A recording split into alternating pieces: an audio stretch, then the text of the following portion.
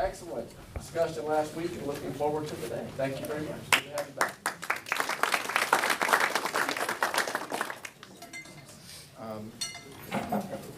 Don't forget to say it. At the end, I do want to appreciate the invitation to be able to learn with you these 2 Sundays. I always appreciate the challenge of trying to present to a new group in a different subject. And so this has really been, for me, an opportunity to learn to prepare, as we said, to learn to teach. And so I thank you for the opportunity and for the warm welcome you've given me. I just want to post another piece of my own biography. My wife and I have 3 children. And 2 of them are rabbis. Don't ask me why. I was a congregational rabbi for 40 years. That's what my children saw. Our son, who is now concluding his 16th year in the pulpit, is now leaving the pulpit and going to be the scholar in residence for the United Jewish Appeal Federation of New York City. But he's been in 2 pulpits for 16 years. Our middle daughter is a Navy chaplain, ordained in 2012, did reserves for a year. The Navy supplies the Marines with chaplains and medical. And so she was over almost 2 3/4 years in Okinawa. They drive small cars on the wrong side of the road. I visited her there to see that. And then she's finishing now her tour in Camp Lejeune and in North Carolina, and she'll be going to San Diego to be a chaplain on a guided missile cruiser out of San Diego. So that's What's her last name? They're all my name. Creditor. Okay. My daughter's there. What? She's a Navy nurse at that hospital. In Lejeune? Okay. My daughter's the chaplain to 2 battalions, Intel and Radio. I don't know how that fits with everything else. I just know, they very well might. My daughter does get around on the base. And our 3rd daughter lives in Tel Aviv, and she's the operations manager for Independence Hall of Israel, which is a museum where the state was declared in May of 1948.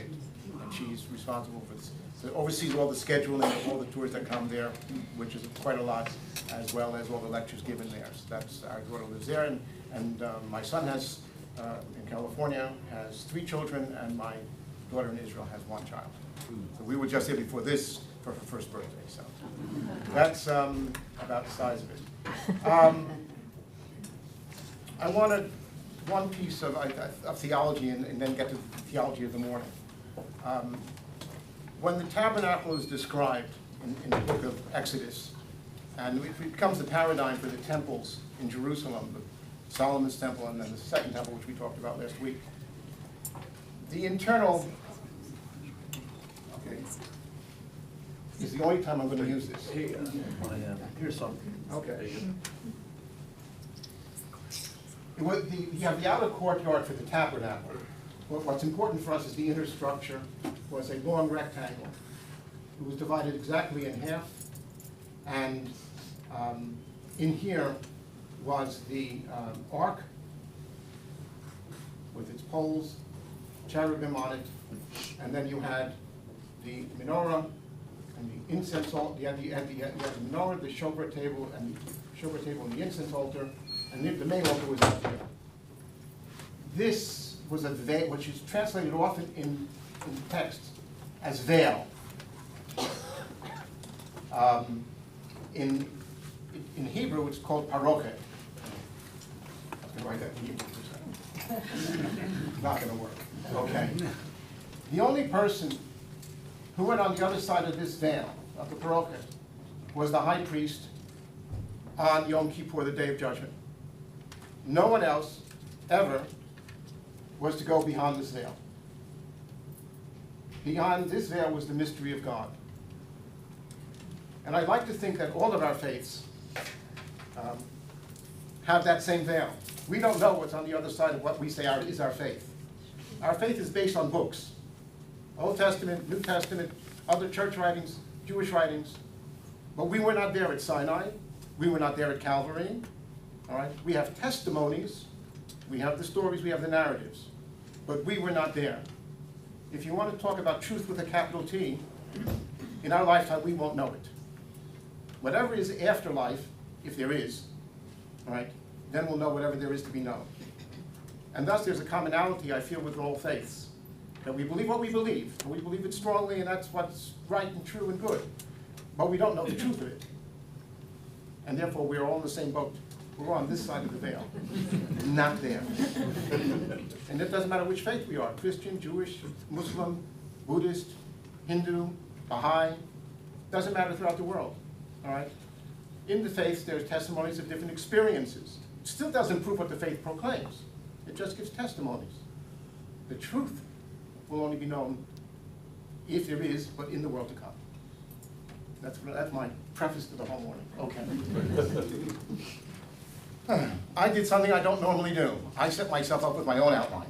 You did not see anyone last week. I was just rolling right along. Because I want to really see if I can hit all of these. I intend to. I have 7 sections. Okay, I have 7 sections. And it answers the question that, I guess was the first question, or came back again, was, Jews, Judaism, and Jesus. And that's what I'm going to answer this morning, okay? As I'm doing this, you can flag me and ask. I'm going to pause at the end of each section to make sure that you have another chance to ask within that section, all right? And if you have a question that comes to you later for the section I passed, well, you can ask it then too. But I want to try to handle it that way, because I think, I know that I really want to nail it with all of these things and really answer your question. The first section I entitled Messiah, all right? In Hebrew, it's Mashiach. And I said last week that that concept comes from in the book of Samuel, so you'll see it. It also comes in what we read yesterday morning in synagogue, in the book of Exodus, where Aaron is anointed to be the high priest. How is he anointed? What happens to him? Oil is poured on him. It doesn't say how much, it does whatever, but it's probably going to be olive oil or some kind of fragrant oil, and it is poured upon him. It is the act of pouring the oil is anointment, and that's what changes your status. Okay? And so the concept of anointing is Vimshok, and that becomes the word Mashiach, the one who is poured upon. Okay? In Judaism, the person who is poured upon is human. Always. And only. Okay?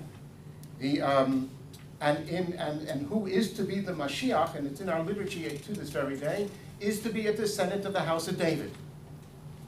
Biologically, very simple. Man to woman born and then down the chain, biologically. I don't know if anybody today can claim they know their lineage. I mean, I can only go back 4 generations. I can't go back, thousands of years. But that is the intention. Originally, the term Mashiach had no I'm going to use a big word, eschatological content. It had nothing to do with any apocalypse, end of days, or any other business. It was very simple. When it comes down to Jesus' time, there was no content other than the yearning for what the Messiah was supposed to do in Jewish context. And that was throw off the Romans. Defeat the enemy of whoever the enemy was at that time of the Jewish people. He was supposed to restore Jewish autonomy in the land of Israel. And he was supposed to gather in the Jewish exiles from where they may be. So the Mashiach, who then is actually Melech, that's why Jesus gets asked, are you the king of the Jews? Now whoever wrote that piece, wherever it comes from, understood very clearly this was a simple connection. If you are the Mashiach, you're a descendant from David, you're going to restore the monarchy of the house of David as the ruling of the Jewish people. It was simple. And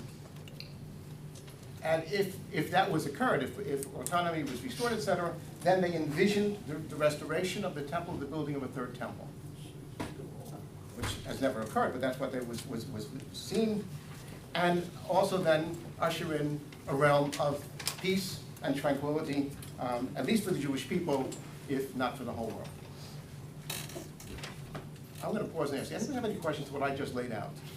All right? I think it was straightforward, but I don't know. Okay. The Mashiach was never, at this juncture, considered to be divine. Just a human being. For Judaism, and I was reading in one of my books, it was interesting. The Jewish community didn't take note of Jesus in his lifetime. They won't really worry about him nor Christianity until it becomes really the religion of the Holy Roman Empire, because then everything changes. But he's not noticed. He's not mentioned. If there are any references, they're really way after the fact, written back into text. And so, in his lifetime, according to these specifications out of Judaism, nothing changed. I think I referred to that last week, that when Jesus dies, nothing changes for the Jewish people in the land of Israel. The Romans are in control. Their persecution is terrible. Their ruling is very harsh. Jews are still scattered. There's no autonomy. There's no king. There's no Davidic king. Nothing's changed.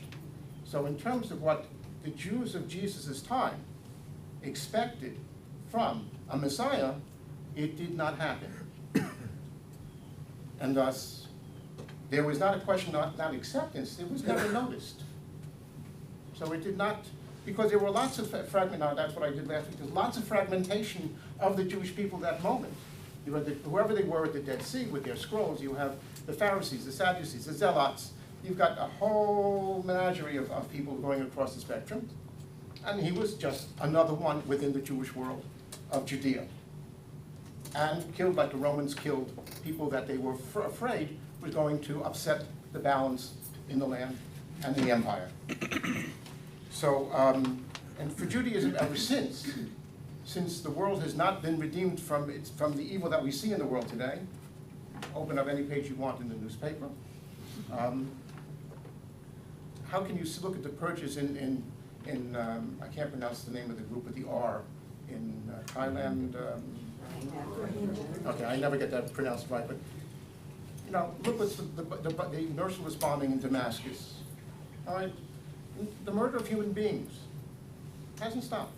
So for Judaism, it's a very simple statement to make. Painful, horrible, but simple to say the world is still unredeemed, and therefore Judaism still expresses a yearning in our liturgy, in the Passover Haggadah to come in 5 weeks from now, a yearning for the coming of the Messiah.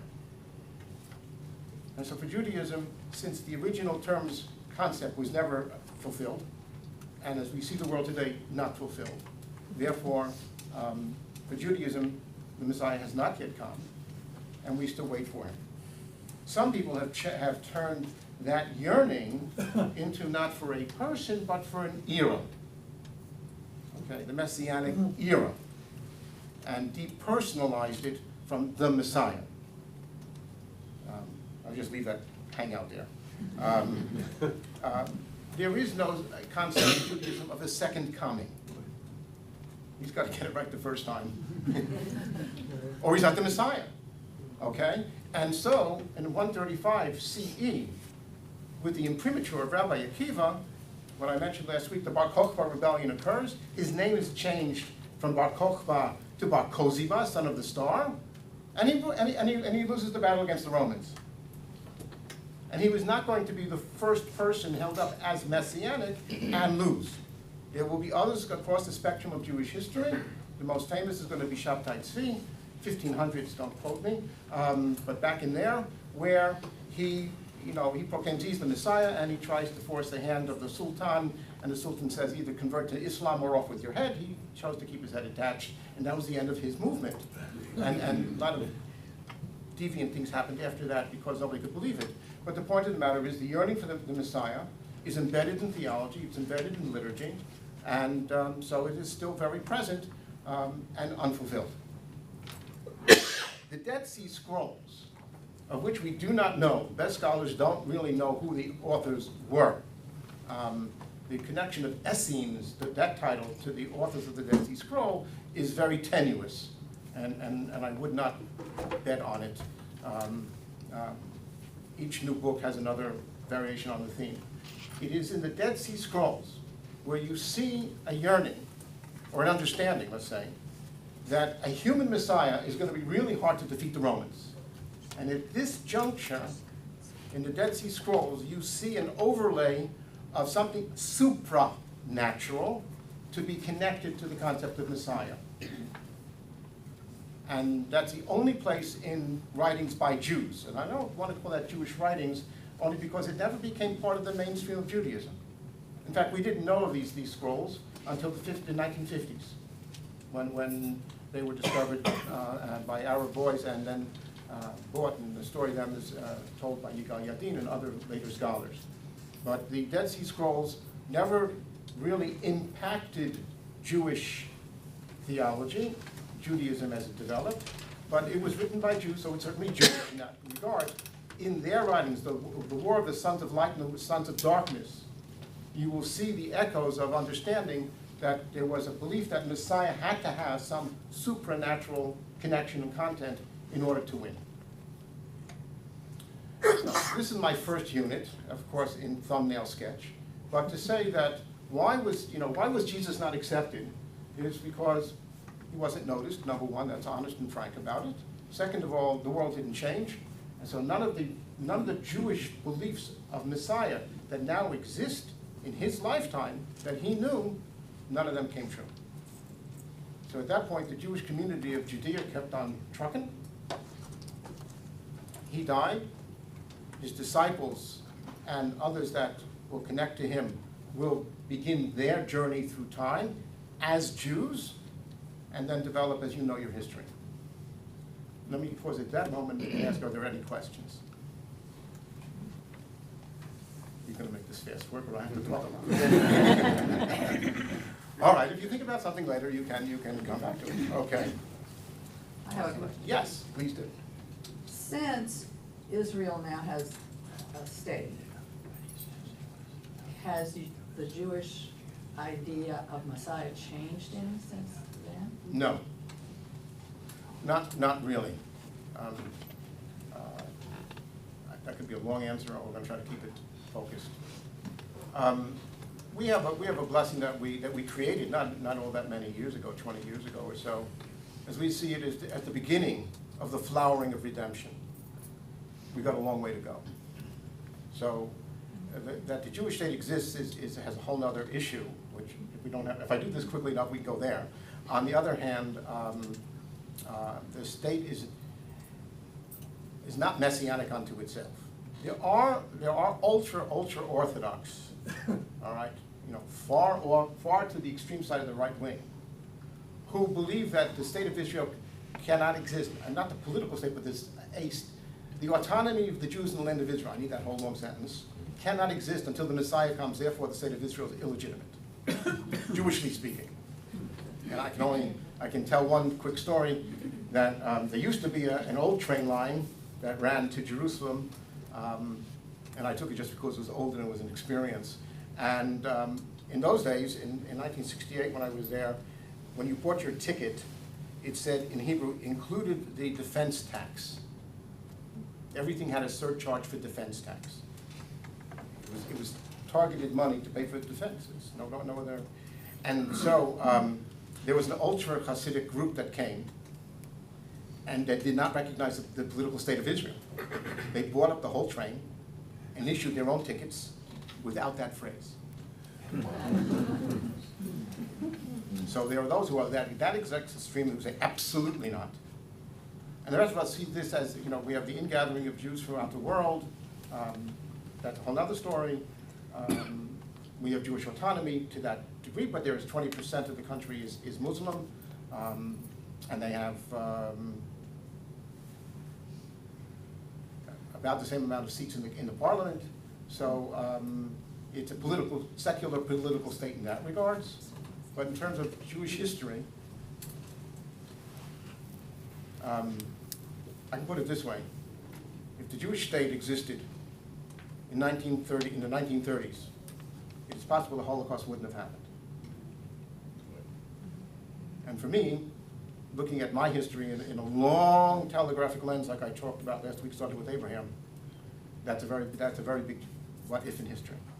Is it messianic? To the degree that it was, in physical salvation, well, it could have been. So it's a kind of, not to beat answer the question. Other questions? Yes. If we as Christians are longing for the second coming, Mm-hmm.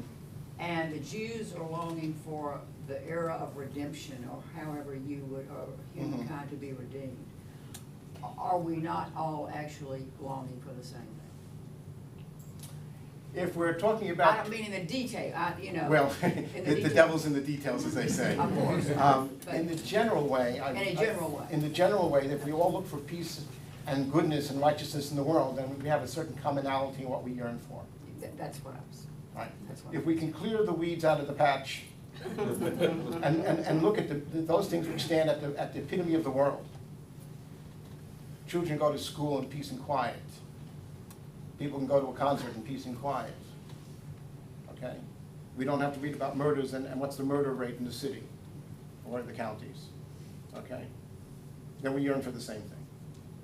But that's why I was talking about behind the dam. Any others before I move on? Yes?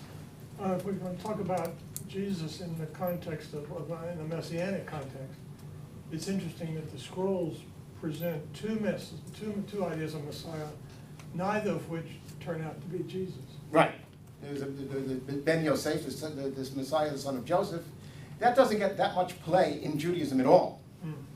It's only and not into liturgy or anything else. But it is mentioned earlier, and not really sure why they get to the son of Joseph, Messiah, the son of Joseph. I'm going to leave it sit there. I can't do much more than that. Okay, second unit. Moving right along. Resurrection of the dead. In Hebrew, it's Tichiyat HaMeitim. Okay? It doesn't exist in the Hebrew Bible. As they say, when you're dead, you're dead. Okay? Abraham dies, he's buried.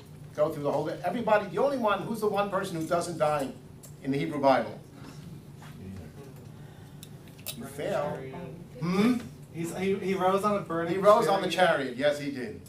It's Elijah. All right? He's, what you did with Elijah is not my problem. But Elijah's the only person, now it doesn't say he died either. It just he goes up to heaven in the chariot. All right? All right, there's the only reference in the entire Hebrew Bible, but one, in where when you die, a human being dies, you're dead. It's very, very simple and very clear about it. Okay? The only place you have otherwise is in Daniel. There's one reference in Daniel, and I can tell you it's chapter 12, verses 2-3, where there's, but he's under the Persian influence. He's writing in Persia. Okay? He is definitely influenced by things in Persia. And the only other allusion, which is national, not personal, is Ezekiel's vision of the dry bones. All right? That's national redemption, national resurrection, the rebirth of the Jewish people. It is not personal resurrection. So in a general, clear sense, resurrection of the dead is not mentioned in the Hebrew Bible at all. Period. The wrong reference to Daniel is really off the beaten track. It's really, and it's not part of the Israel, I talked about last week, the Israelite religion through the temple period. It's not part of it. All right? At least not in any mainstream sort of way at all. It really comes out of Greek influences, which we met last week when we talked about Alexander the Great, and then the Jewish community meeting the Greco-Roman world.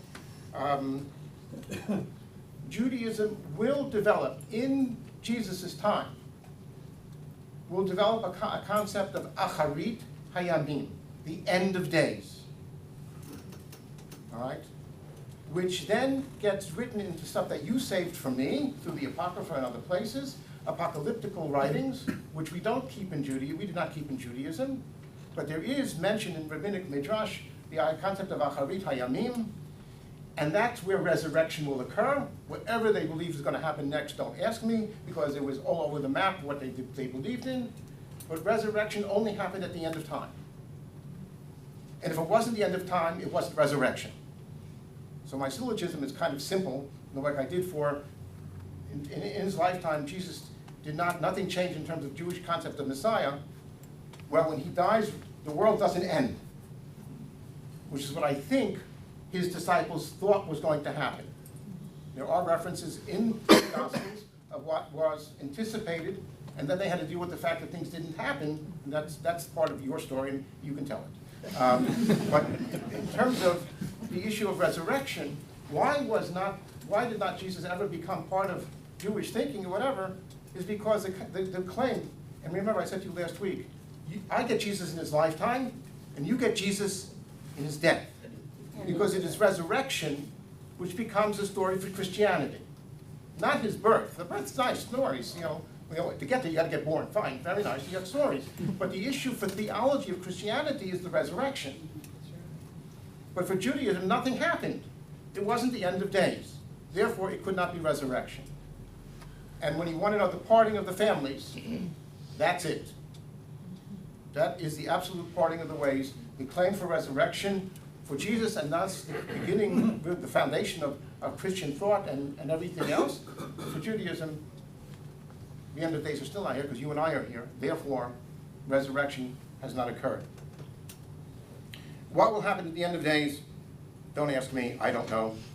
And Judaism has a whole plethora of different ideas.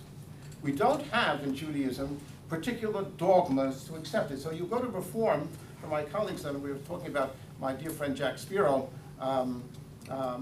one of the points that he and I would contest, would be very, very lovingly contest, would be the fact that he didn't believe in end of days. And I said, well, I'll accept it, but I have no idea what to say about it. And so Judaism has it as a belief. You don't have to buy it, but it's there. But if there's going to be resurrection, that's when it's going to occur. So my second unit kind of comes to a pause with that thought. Yes? The idea of the end of days, where did that start? How did that become the turning point of your Judaism belief? The end of days concept really, I think, gets fleshed out or gets born in the Roman era because things were so terrible. One has to, go back and learn about the Romans and the way they controlled conquered areas and what they did to enslavement of peoples, etc. That to see how, and for Judaism, for the Jews, how that thwarted the direction of Jewish history. We beat the Greeks, so we had Hanukkah, whoopee, okay, but in exchange for them we get the Romans. The Romans were worse. Were the Romans worse than the Persians or the Oh yeah, the Persians we had no problem with the Persians. Well, we do now, but we didn't then. We do read the paper. Yes, okay. The Persian. Okay. The temple was the Solomon's temple was destroyed by the Babylonians, and they took many Jews, not all by no means, to Babylonia in captivity. But it was the Persians who defeated the Babylonians and allowed the Jews to return and rebuild the temple. So we had no problem with the Persians. We just were exposed to dualism, Zoroastrianism, and other concepts within Persia, which would eventually have different influences within the development of Judaism. But we had no beef with them, and we beat the Greeks, right? But it was the Romans who were terrible. they were the worst? Absolutely, and therefore, I mean, can you imagine the size of Judea? You all know the map. I don't have to tell you. So you have the size of Judea, and you got the whole rest of the Roman Empire, and they're going to bring in their legions from God knows where to defeat. All right. So when you're talking about this is brutal. It says after the second revolt, which ended at Beitar, that the rivers ran red with blood. So it was in this period of time where you have how are we going to survive this? And so you now have a concept which links Messiah, resurrection, end of days, some supernatural way. And so you now get many different thoughts of what can happen, and none of them are true. None of them come true. But it's going to be in that period when Acharit HaYamim gets its legs and it begins getting developed. Okay. Third one. Again, it's going to be one of these things which is a really absolute divide between the Jews and what will become Christianity. and that is I use this word very specially, incorporeality of God. Okay? For Judaism, God never takes human form. Period. I don't know if I want to say before we had no dog, well, yeah, that one is. Okay? In Exodus it says, don't ask me, I didn't write down the chapter and verse, man cannot see me and live. Moses wants to see God, and God says, not a chance. You can see my afterglow or something like that, but you cannot see me. In the Ten Commandments, it starts off with the idea that you cannot make an image of God. God cannot be portrayed in physical form. It is Israel's revolt against idolatry, and therefore it is reinforced throughout, particularly in the book of Deuteronomy, where God cannot be in human form. And the greatest sin right after the Ten Commandments is what? What happens after the Ten Commandments? Exodus, going once, going twice. Images. What? Images. The golden calf. Yeah. Okay? Biggest sin of all. Because now they try to portray God in a physical form. In Judaism, it's an absolute that human beings do not become divine and God does not become human. So when there was, in the development of Jesus' students and his students' students, the concept that Jesus is divine in whatever way it is expressed, that was absolutely the party, again, the parting of the ways, the claim for resurrection, the non-fulfillment of messiahship, and now the issue of the incorporality of God. Okay. I don't use the word invisible. I once made the mistake about using the word invisible, and the kids that I was teaching this to said, well, if he was invisible, now he becomes visible. I said, oops, wrong word. Okay. All right? Because I don't even want to have the hint of that. So the best word is that there's no corpus to God. And that's an absolute in Judaism. Therefore, there was in most synagogues, you didn't see any kind of physical representations. The next in part of this is also this concept of the unity of God. And if anybody knows any pieces of the Bible that are used liturgically by Jews, it's Hear, O Israel, the Lord our God, the Lord is uno, which therefore means there's no concept of Trinity. That cannot be part of, so as Christianity develops, it only develops more pieces that are going to separate it from the mainstream of Judaism, which is also developing, but very clearly within the parameters. You do find, obviously, in the Bible that we use words that we would use between human beings to talk about God. But we consider them as anthropomorphisms, another big word for the Sunday morning, because otherwise how could we talk about God? All right? Having been an undergraduate, my major in undergraduate studies was Eastern religions. I appreciated Buddhism because when there's nothing that can be said, you don't try to say it. And the silence and the meditation of existence is really very special. So if I didn't have language, how could I talk about God? I offhandedly said last week, one of the great mysteries is to say that God said. Because if God has no body, and has no mouth, no lips, no tongue, no larynx, etc., how does God speak? All right? That is a mysterious, in the simplicity of religion, that's my Heschel coming out to you, the fundamental mystery in religion altogether. How does God speak that we hear? And how do we speak that God hears if he has no ear and all the workings of it? That's the mystery of faith and religion. Okay? But for Judaism, God is one, God is incorporeal, and the boundary between human and God never is breached. Thus, there is also no concept of Son of God. Judaism says we're all children of God, but that's a slogan. That's an expression, not a biological thought. If God is creator, then we all are his creations. And if we want to be, in the language you like to use, we are his children, then that's beautiful. But it doesn't mean that there's a literal Son of God for Judaism. And thus, again, as Christianity continues to develop its language, it is moving further away from the Jews and Judaism. I threw it in here because I didn't have another place to put it, but I wanted to stress the fact that Judaism, because somebody asked me something about this last week, stresses, our liturgy stresses God's love. Okay? And I'm going to come about law later on, so I just threw it over here. And we see God's love through God as creator of the universe, which is a gift to all of us. It's not a Jewish gift, it's a universal gift. In fact, the beginning of Genesis, through the Noah stories, until you get to Abraham, isn't Jewish, it's universal. All right? Who's the first Israelite, the first Hebrew? It's going to be Abraham. So what happened? Who's Noah? The poor guy without a steering wheel.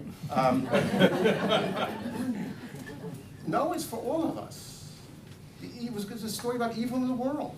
God wanted a good world, and it got evil. And he said, let me take the eraser and get rid of this and try this all over again. In Judaism, there's a thought, not a knowledge, just a thought, that God tried lots of times, and finally, we got to this last one and said, okay, I give up. I'm going to have to deal with you. But the point of the matter is that there is a thought that creation is for all of us, so the universal God, but that's a part where he shows his love. He shows his love to the people of Israel by choosing Abraham. He shows his love by protection and redemption of the Israelites from Egyptian slavery. Love is shown through the gifts of Torah, Sabbath, the Jewish holidays. And God's love is seen through his concern for humanity, which is why the prophets were sent to give us his messages. Now I'm going to pause there. I got to see hands. Thank you. So, with the Jewish belief in God loves all the people of the world, at the time of Jesus, was the conversion to Judaism or the Israelite faith, was it more porous than it is now? Because maybe I'm wrong, but I think it's a little bit harder now to convert to Judaism.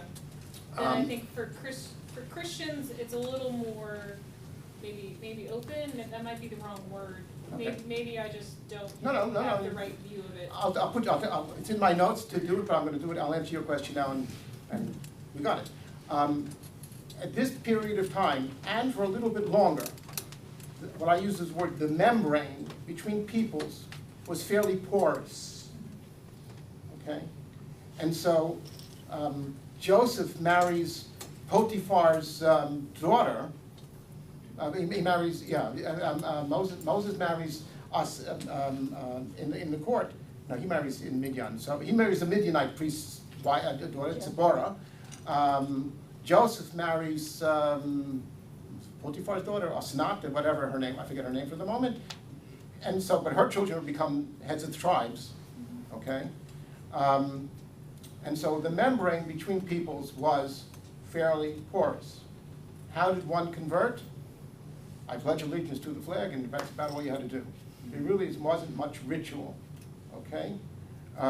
Ruth, in the scroll of Ruth, comes back. She meets Boaz. She says to Naomi, before she comes back, your God, my God, when you die, I die, yada, yada. She's Jewish. There's no ritual of conversion, okay? And so, I'm going to try to save the other half of that sentence for I want to put it. But to answer your question, at this time in Jesus' lifetime, this second temple, we call the Second Temple period, the membrane between peoples is fairly permeable, okay? I cannot tell you which way does it go in terms of women or men going through the membrane, going to which directions. I don't know if anybody has any real grasp of the numbers to say anything. They didn't take any census. It will be later on that conversion to Judaism virtually comes to an end because it becomes punishable by death by the church. Okay? Therefore, both the convertee and the converter are punishable by death. At that point, you will find statements within Jewish context that says converts were like a plague upon Israel. Not because they're not welcome, because we have there were rabbis who were converts, etc. The person who wrote one of the Aramaic translations was a convert, Onkelos. So we have people who converted that really arrived at high status within Judaism, within Jews. But on the other hand, at one juncture, it was a threat to the Jewish community. And thus, it virtually ended, because it was dangerous. Later on, as you now have real defined separations and the walls are hardened, then it's going to become regular, rituals of conversion. And today, because we can change our suits from the jacket to the suit and the suit to the jacket, every day we wear another one, you know, to make sure that people are doing something honest and true. Then there's overlays now in terms of study, et cetera, that are now part and parcel of the process of conversion. Going once? Okay, I'm not gonna ask twice. That was section 3. Obviously, each one of these could be, you know, a much deeper study, but I'm trying to just hit them so we get them all. My fourth one is a long one. Let me ask the question, let me see if you can get it. What was the key issue, the key concept for Paul, and whether they were Jewish Christians or Christian Jews, doesn't matter, his group, what was the key issue for him? Don't say Jesus, leave that aside. Circumcision. That will be a second answer, but certainly a correct answer in a context, but not the key issue. What's Jesus' role? Rabbi? No, that's what his title, not what his job description. Theologically, for Christianity, what's his role? Savior. Salvation. Savior from? Sin. Thank you, got it. I know I have to get something, I can put that to someone. All right, sin, all right? For Paul and the developing Christianity and the purpose of the resurrection, the death of Jesus and resurrection is to save you from sin. Thank you very much. For Judaism, while it's certainly a core concept, it's not the central one. And this is also going to be a divide between the communities over time. For Judaism, the key issue is the observance of mitzvot, which are often called, translated as commandments. Okay? Now, Judaism has the concept of sin, and it has the processes of atonement. So we have in the Torah, you have the atonement sacrifices. You have the chatat. We have the ritual of Yom Kippur. And it is transformed into the liturgy. So every day, there's a core prayer in the morning, afternoon, and evening service, where there's a prayer of asking forgiveness for sin. And there is a whole rules and process for on forgiving and for atonement within Judaism, between people, each other, and between people and God. We say in Judaism that you cannot ask God, if I smack you across the face, I cannot ask God to forgive me for what I did to you. I have to ask you to forgive me what I did to you, and you're supposed to forgive me, all right? That's a process between people. On the other hand, if I sin against God, I have to ask God for forgiveness. So we certainly have this concept within Judaism, but it is not the core concept that it became for Christianity through Jesus. Atonement in Judaism is a natural human process. For Judaism, there is no vicarious atonement. You can't do anything for me if I mess up. I have to do it. Nobody can die for me. Nobody can make atonement for me. I have to do it.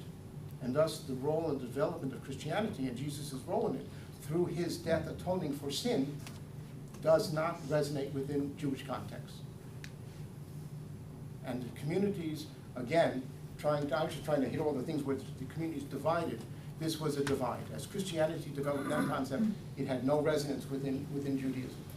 A person's able to atone for, not only I have to, I am capable as an individual to atone for my sins. I can ask you, please forgive me for what I've done. I can turn to God in prayer and ask him forgiveness for what I've done. I can't ask him what I do to you, and you can't forgive me what I've done to God.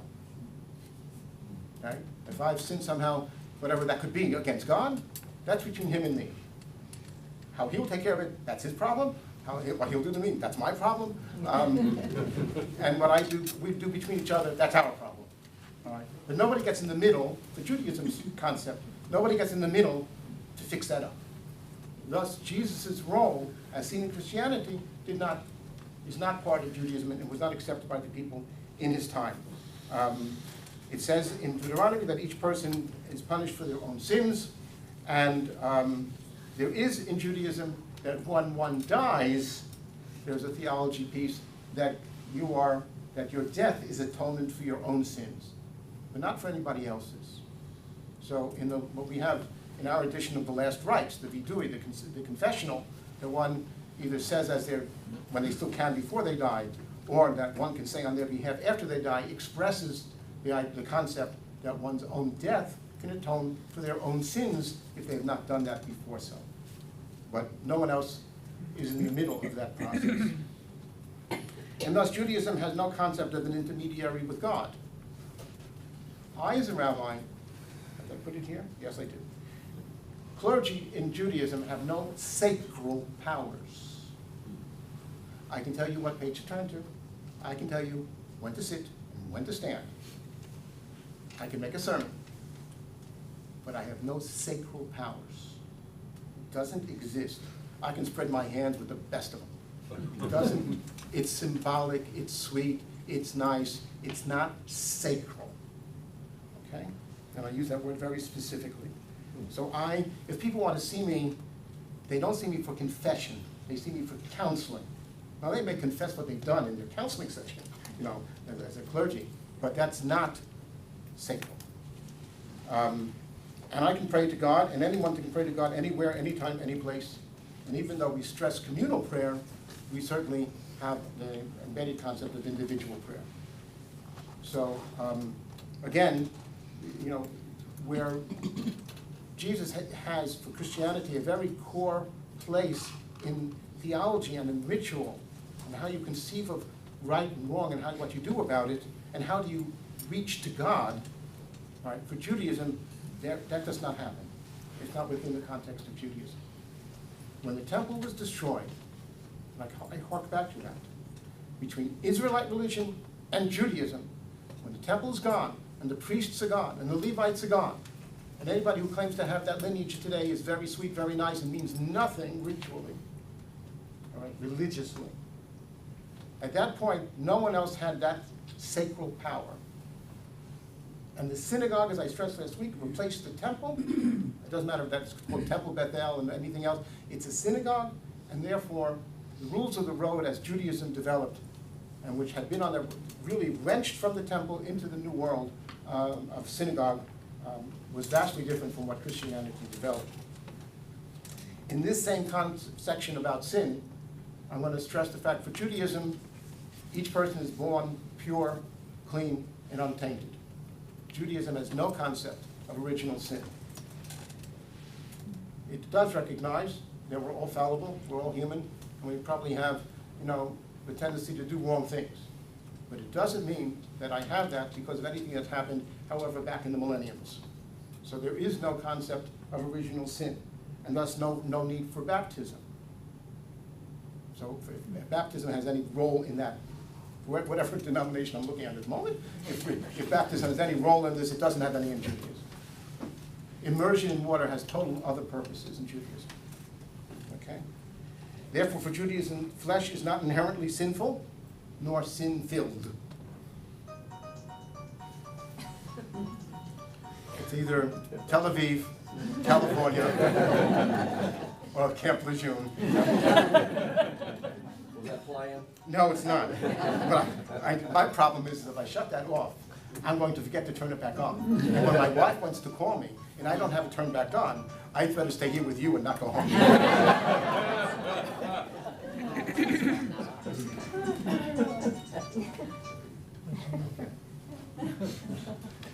They'll wait. Okay. Therefore, one more sentence and I'll take the question. And then along with the idea that flesh is not only not sinful, but marriage is a core value within Judaism.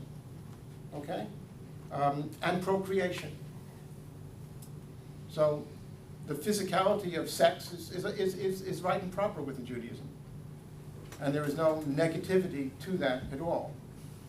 Divorce is also recognized in Judaism. It's in Deuteronomy. It's not, you know, it's not thrilling. But the fact is that it is recognized that marriage is a contract between two people, and that doesn't always work for whatever reasons, and therefore needs to and can be dissolved. It's not a sin, it's just reality. And this Judaism deals with it, but not because it's anything sinful No, they could have sinned, but that's not the subject. And therefore, there is no concept within, so I leave it like that, and let me take the question. Yes? How did the ritual of circumcision begin as being the covenant between the Jews and God? That was my next paragraph, thank you. How did circumcision begin? And that's because God said to Abraham, do it. Book of Genesis. So now let me move right into the concept. That's my next one in terms of definition between us and how things are separated is the issue of covenant. In Hebrew it is brit. So you hear the word brit milah or bris. I'm not sure if you hear it in non-English. Now it is not circumcision just for the sake of circumcision. Circumcision is understood by Judaism because it's in the Torah, it's in the book of Genesis, as God commands it as the physical evidence of the covenant between God and the Jewish people. If God didn't command it, we wouldn't do it. Okay? And so I'm not getting involved in the question, should you or shouldn't you? Is it good for this or not good for that? Doesn't matter. All right, for Judaism, it is simple. God said so. It is a sign. It's the ot brit. It is the sign of the covenant between God and the Jewish people. And so my next paragraph section is about covenant, about brit. And that for Judaism, the covenant made in the Bible, in the Torah, with Abraham, with Isaac, and with Jacob, is immutable. It is forever. Again, when Jesus' students and students of his students are going to claim that there was a new covenant, all right, for Judaism, for the Jews who heard it, they just shrugged, turned their shoulders, and ignored them. Because for Jews, the covenant never ended. Period. And while God can be angry and sin is punished, and you'll read about that in Deuteronomy in different places, God's love for Israel is immutable. So the covenant's key components include the foundation of the covenant between Abraham and God, which is the first one in Judaism, and then is re-echoed with Isaac, with Jacob, and then the major covenant, which will be at Sinai. I'll come to that in a moment. That covenant includes also the gift of the land of Israel for Abraham's descendants through Isaac. The covenant includes that God will ultimately redeem and protect the Jewish people, and that the Jewish people's allegiance to God is seen through the observance of mitzvot, through the commandments. So there is a two-way street between God and Israel. It is a partnership. It is a contract. Covenant is a contract. The covenantal relationship is expressed in Torah. The Torah itself is a contract. The whole scroll of Torah, it's kind of long. All 5 books is the contract. The rest of the Hebrew Bible is all nice and good, but the contract is the first 5 books. The key word for Judaism is the word sanctification. That's the key word for Judaism. And the key word that links us to the word commandments and mitzvot. What's the key word for Christianity? That would be somebody said it before, but Salvation. Thank you. The key word for Christianity is salvation, because the key concept is sin. So you need the salvation from sin, which is a necessity of the role of Jesus within that context, that theological structure. And then sanctification comes. I didn't say you didn't have it, but your key word is salvation. My key word is sanctification. And that takes us on 2 different trips, 2 different directions. For Judaism, sanctification is achieved by how one lives, not how one believes, which is why we never developed the dogma that you had to be a slave to. And despite you have Orthodox, Conservative, Reform, Reconstructionist, and Renewal, and God knows what else along the spectrum, all right, it's not really based on dogma. It's really based on what you want to do or not do, as the case may be. And Jews have argued about whether or not we had a dogma and what would be in it, and in the end of the day is that we don't really have one that you have to be subservient to, though we have obviously main ideas. Sanctification for Judaism requires a code of law, halakha, Jewish law, which answers the question is how are we holy people, and how do we imitate God's holiness? when I said before God is incorporeal, the one concept that is very core for us about God is that God is holy. And I can then just make all kinds of synonyms of goodness and righteousness and all these kinds of, those are the words I would pick, okay? And therefore, if God is holy, and we are committed to imitate God, then the question is, how do I live as a holy person, a normal human being, with wife, with children, with taxes, with mortgage, with cars, and yada yada, all that we have is our normal human components. How do I live and reflect God's holiness in me as a human being? That's the question for Judaism. How do I live? How is my life sanctified? How do I bring sanctity to my relationships? And how do I bring sanctity, holiness to the world?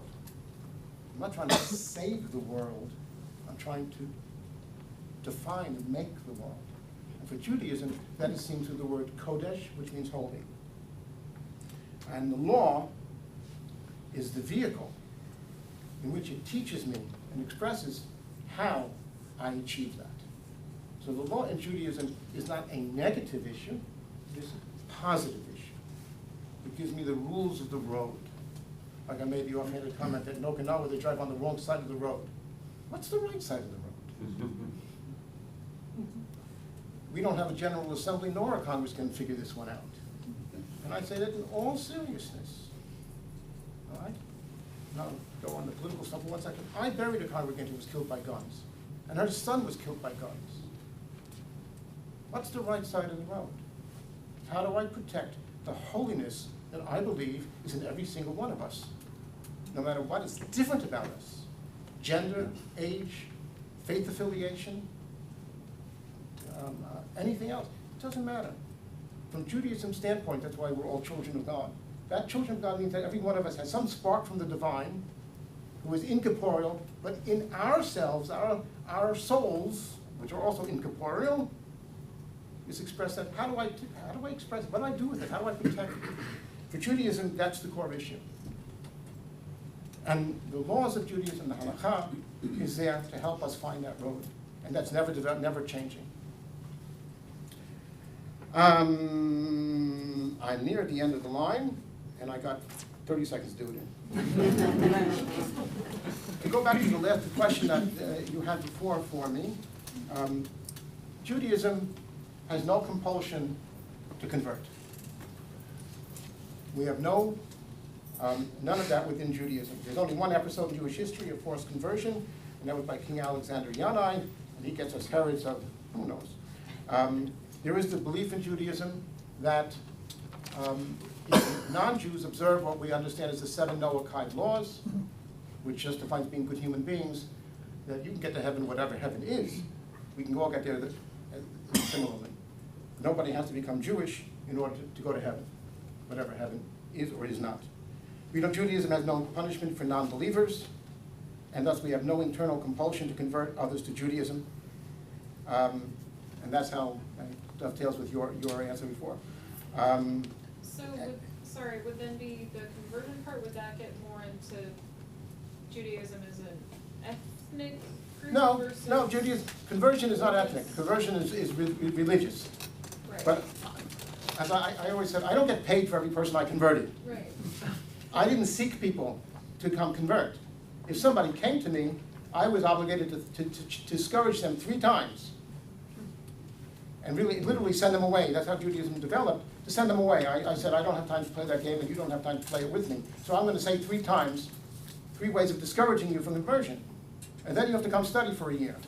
And if you really study for that whole year, I'm going to ask you all over again these questions I'm going to ask you now to see whether or not you really are appropriate to convert. So that's a religious issue, not an ethnic issue. Well, I don't have any compulsion because I believe that all good people, whatever heaven will be, if we are all good people, if we seek peace in this world, if we show respect to each other, recognize our differences, and realize that we have a richer and more beautiful world because we have the differences, and we are good people, whatever heaven is, we'll all get there. May you all have long lives, and I'll see you there.